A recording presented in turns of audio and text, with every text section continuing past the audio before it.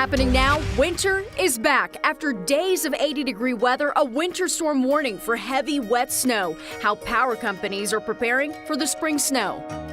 It's just the beginning. This weekend, firefighters in Summit County are giving homeowners ways to protect themselves and their homes.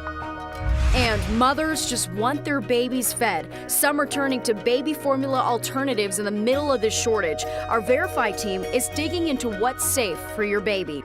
9 News Morning starts right now. And this morning, we're taking a live look at Denver. While you slept, clouds rolled in and raindrops are starting to fall. By dinner time, we will see some snow on the ground. This morning, the forecast is forcing a lot of last-minute celebration changes. Boulder Valley says it is working to find new options for graduations. Among the schools moving their ceremonies to the First Bank Center today are Broomfield, Monarch, Centaurus, and Peak to Peak High Schools. Good morning, everyone. Good morning. Good morning. Thank you for joining us, yes. Ed, Natasha, and myself here. Yep, we made it to Friday. Good morning. We made it to Friday, but then we have this mess coming in. Beautiful mess that Ed predicted for us. 88 degrees yesterday. I know. Almost hard to believe, yep. But it is Colorado, so we have snow in the forecast, as you said, for today. How do you like that? Not very much. I know. Not at all. I have something that really does but we need the moisture. Yes. So I'm not right. complaining. That's our cop out in the weather department, but we need the moisture. So how can you say no to that, Nope. right? As far as our weather goes, we do have rain right now. It's going to change over to snow. Temperatures are going to be falling all day long. And we really have kind of a wintertime situation. You can see it's kind of hazy. That's the rain and snow showers we're seeing right now. Only 37 degrees is what we're looking at. 93% humidity. We have some scattered showers around here right now. You can see how it'll thicken those showers a little bit later on. They'll get heavier, and then it changes right over to snow, and then it snows all night long into tomorrow afternoon when it finally begins to wind down. I think generally 5 to 8 inches across the greater metro area, up to 2 feet in some of the Rocky Mountain Park locations, believe it or not, with that winter storm warning from noon today till noon on Saturday. Generally around the metro area, you can see we have anywhere from 5 to 7 inches getting into the teens as you get higher up into the foothills. So today, 42 degrees. Actually, that could have been the high already, and temperatures will now begin to fall, changing that rain over to snow. Tomorrow, only 40 degrees with rain and snow finally ending. Sunday, we're at 52, a little sunshine, but a late storm. And then Monday, more of the same. We're in the 50s, but a chance for late day or scattered storms. Ed, thank you. Rain for breakfast, snow for dinner. CDOT is ready for whatever the day brings, and in some areas they already have plows out. 9 News reporter John Glasgow joins us in the studio this morning. John, businesses also preparing for the snow. Oh yeah, this snow is going to pack a punch. You just heard the snow totals there from Ed. And if you're gardening and in the business, well, the forecast is not going to be what you expected in late May.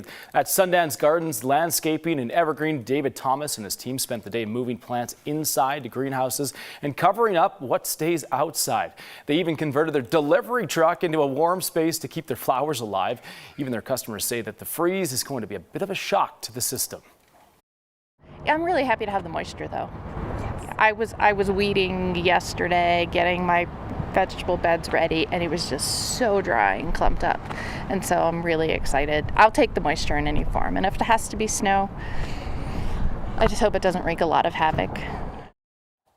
So CDOT says it will have about 100 plows on the roads today. They'll have 40 targeting the high country areas that expect the most trouble, like the I-70 corridor. XL Energy says that there will be 260 crew members on the round the clock on standby here during the storm. XL tree crews, they've been preparing for this storm for months, trimming limbs that could fall onto the line. So get ready for the snow.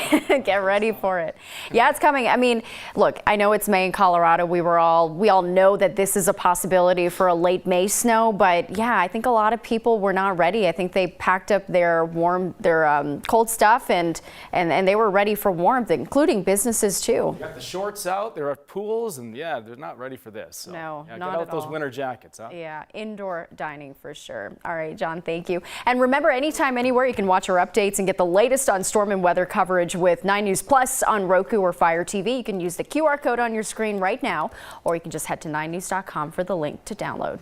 We do want to talk about your drive early this morning. Even though we're seeing some slick spots like out here at C470 and Morrison, volume thankfully so light this Friday morning that we're not dealing with any reported major problems just yet as far as we can see. Driving into Commerce City is a 10-minute travel time on westbound 76 if you're riding in from from E470, so you've got the green light through that area.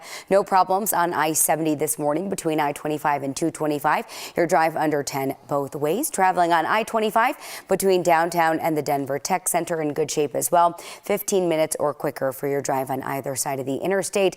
And if you're traveling on I-25 between E470 and I-70 in the next few, 13 minutes for your northbound ride, 9 minutes for your southbound drive time. Erica, thank you so much. For the first time in 4 years, a family who has been waiting to hear what happened to a missing mother finally has some answers. Investigators say they found the remains of Rita Gutierrez Garcia, a mother of 3 who has been missing since March 2018.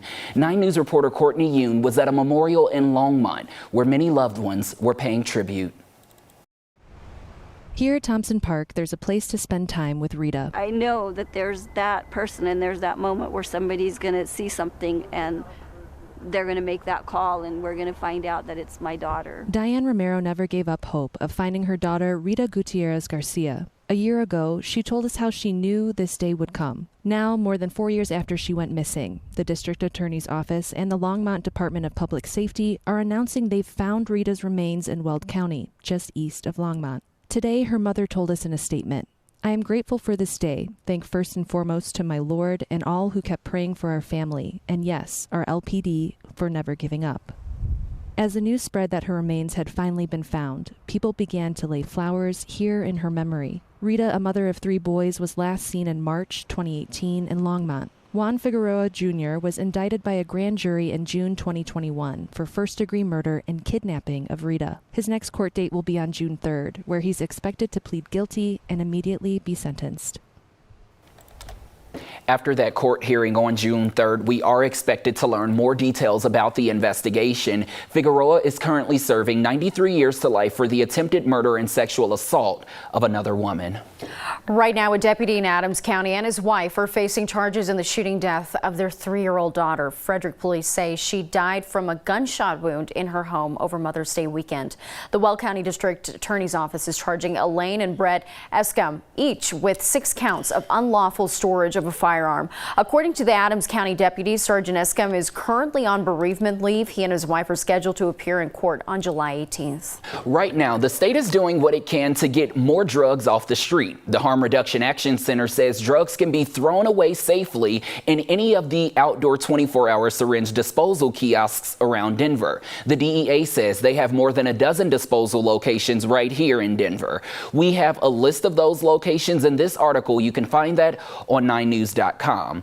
Law enforcement usually gets rid of drugs by burning them. The Jefferson County Sheriff's Office just got a new incinerator for seized drugs. They call it the Terminator. Drugs are held in evidence until cases are over, then they're burned. Jeffco hasn't actually used the Terminator yet. They first need a permit from the State Department of Public Health and Environment to move forward. Students at Denver North are supporting a teacher they say represents its students and people of color. The students walked out of class on Thursday. It comes a week after Tim Hernandez, a teacher at North High, said DPS would not renew his contract for the next school year. Students believe it represents a bigger issue. And I believe that students are entitled to an equitable administration in terms of teachers that look like them. The school district says that they can't discuss personnel decisions, but say they embrace the opportunity to hear student voices.